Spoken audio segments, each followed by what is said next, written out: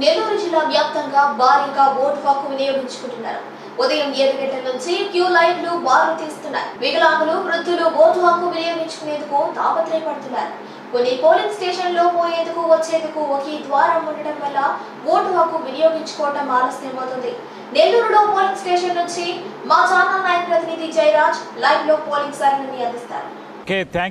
నెల్లూరు జిల్లా నెల్లూరులోని జిల్లా పరిషత్ హై స్కూల్లో మనం ఉన్నాం. జిల్లా పరిషత్ హై స్కూల్కి భారీ ఎత్తున జనం ఓటు హక్కు వినియోగించుకునేందుకు వచ్చారు.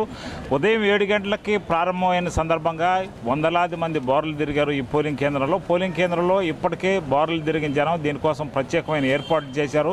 వృద్ధులకు, వికలాంగులకు ప్రత్యేకమైన వీల్ చైర్లు ఏర్పాటు చేశారు. మంచినీటి సౌకర్యం ఏర్పాటు చేశారు. వృద్ధులు కూర్చునేందుకు కుర్చీలు కూడా ఏర్పాటు చేశారు. ఇక్కడ సౌకర్యాలు ఏర్పాటు చేస్తున్నట్టు ఇప్పటికే జిల్లా కలెక్టర్ హరినారాయణ తెలిపారు. భారీ బందోబస్తు మధ్య నెల్లూరు జిల్లాలో ఎన్నికలు జరుగుతున్నాయి. నెల్లూరు జిల్లాలోని సుమారు 7 నియోజకవర్గాలు ఉన్నాయి. 7 నియోజకవర్గాల్లో 20,61,000 మంది ఓటు హక్కు వినియోగించుకుంటున్నారు. 14,000 పోలింగ్ బూతులు ఉన్నాయి. 14,000 పోలింగ్ బూత్లో ఎండ తీవ్రత ఎక్కువగా ఉండడం వల్ల ఉదయాన్నే బారులు తిరిగారు జనం. ఈ ఎండను తప్పించుకునేందుకు 40 డిగ్రీలు దాటిన నేపథ్యంలో ఎండను తప్పించుకునేందుకు ఈ జనం బారులు తిరిగినట్టు సమాచారం.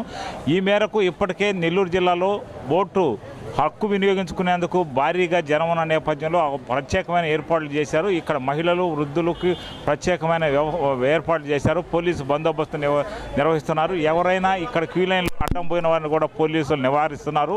ప్రతి ఒక్కరు క్యూ లైన్లో లావాల్సిందేనని భారీగా జనసందోహం చిక్కుకొని ఉందని ఈ జనసందోహాన్ని తప్పించుకునేందుకు భారీ ఏర్పాట్లు పోలీసులు చేస్తున్నారు. ఈ ఓటు హక్కు వినియోగించుకునే వారికి బూతులు ఎక్కడున్నాయన్న అంశాన్ని కూడా ఇక్కడ పోలీసులు తెలుపుతున్నారు. ఈ నేపథ్యంలో ఇక్కడ ప్రస్తుతం నెల్లూరు జిల్లాలో ఇప్పటికే ఎంపీ అభ్యర్థిగా పోటీ చేసిన విజయసాయి రెడ్డి తన ఓటు హక్కును వినియోగించుకున్నారు నెల్లూరు కొండాయిపాలెంలో.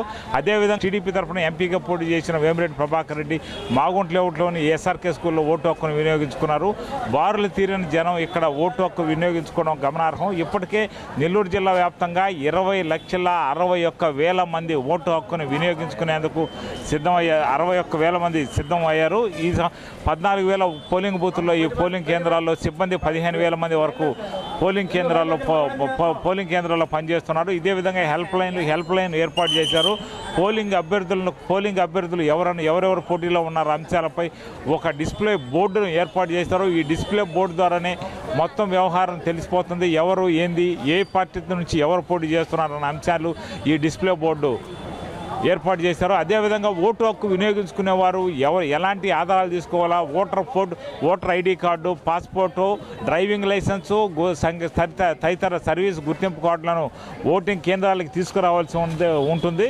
ఈ విధమైన ఏర్పాట్లతో భారీ పోలింగ్ ఇక్కడ జరుగుతుంది. ఉదయం 10 గంటలకే సుమారు 20% వరకు పోలింగ్ నమోదయ్యే అవకాశాలున్నాయి.